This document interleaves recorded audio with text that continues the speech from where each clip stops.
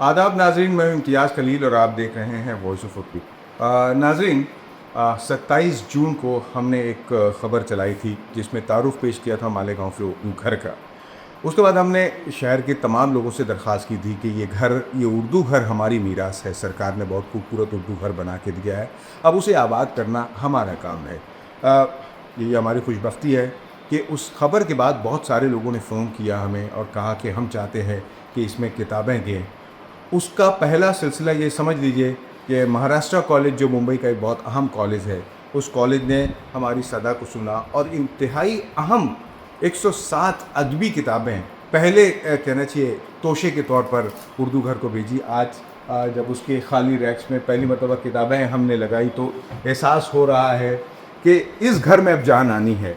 हम आपसे फिर एक मरतबा दरख्वास्त करेंगे कि किताबें भी जमा हो और यहाँ इस घर को आबाद भी किया जाए। ये बहुत खूबसूरत एक फैसिलिटी है उर्दू के हवाले से, शायद महाराष्ट्र में इतनी अच्छी खूबसूरत कहीं पे कहना चाहिए कोई मरकज़ बना हो। इस मरकज़ को आबाद करना अब हमारी ज़िम्मेदारी है। बॉम्बे से कुछ और हमारे बरादरान हैं, शकील भाई हैं, सुलेमान भाई, इन लोगों ने भी किताबें भेजने का सिलसिला शुरू किया है।